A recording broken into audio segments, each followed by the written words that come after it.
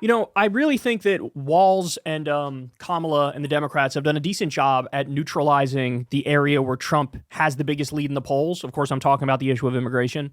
J.D. Vance did a lot of what Trump did in his debate with Kamala, where he would just bring everything back to immigration, bring everything. They were asked a question about housing, and he started shitting on immigrants.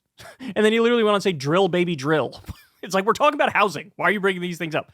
Anyway, this portion on immigration, this did not go well for J.D. Vance. So he tries to hit Kamala. Of course, he does she believes in open borders, bro. They're doing open borders, bro. Not a single word on how Biden and Kamala, under their administration, they deported more people, both as a raw number and a percentage, than Donald Trump. They won't say that because that destroys their narrative. They won't say that she kept remaining in Mexico there for a long time because that destroys their narrative. They won't say she supported Title 42, which she did for a long time, because that blows up their narrative, right? So they can't acknowledge reality that, hey, actually, Democrats today are like the Republicans in the 80s on the issue of the border. And Republicans today are like fucking Attila the Hun or Genghis Khan or Mussolini on the issue of the border.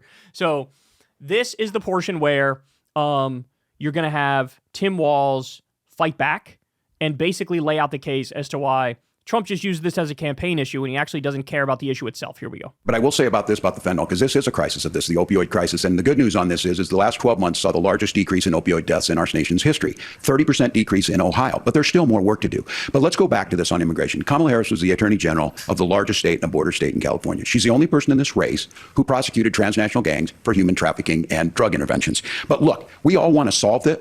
Most of us want to solve this, and that is the United States Congress. That's the Border Patrol agents. That's the Chamber of Commerce. That's most Americans out here. That's why we had the fairest and the toughest bill on immigration that this nation's seen. It was crafted by a conservative senator from Oklahoma, James Lankford. I know him. He's super conservative, but he's a man of principle, wants to get it done. Democrats and Republicans worked on this piece of legislation. The Border Patrol said, this is what we need in here. These are the experts. And the Chamber of Commerce and the Wall Street Journal said, pass this thing. Kamala Harris helped get there. 1,500 new border agents.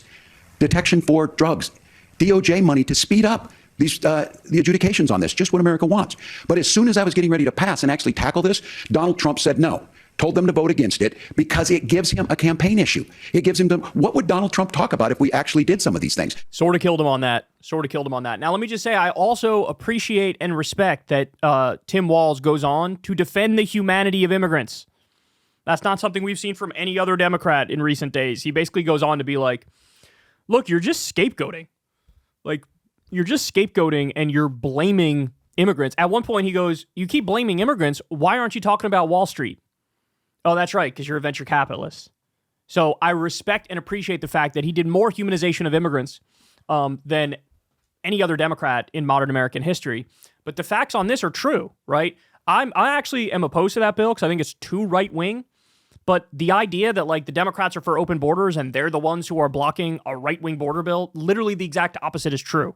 It's Donald Trump and the Republicans who blocked a very conservative border bill because Trump says, I think this would look good for the Democrats and I don't want the Democrats to get a win on this, right? The reason I'm against that bill is because it basically, like, shuts off asylum completely after a certain number, and asylum is a right.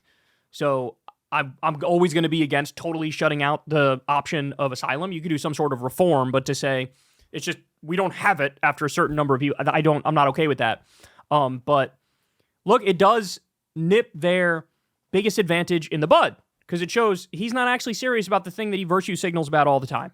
And J.D. Vance did not have a good response to this. He didn't have a good response to this because there isn't a good response to it. All they could do is just go back to their standard playbook, which is like, how about I lie? How about I lie? Maybe that'll be my strategy. So again, the more I go back and look over this, on style, I still think J.D. Vance was the smoother one for what it's worth. But on substance, this debate was not even close. And I think I'm going to do a whole breakdown of the polls for you tomorrow. There's some really interesting takeaways, and perhaps the initial gut reaction a lot of people had watching this doesn't really match up with the numbers, and there's a lot to say about that. Hey, y'all, do me a favor and like and subscribe. It helps out big time in the algorithm. Click the bell as well for notifications when videos drop, and watch that video on screen right now. You know you want to.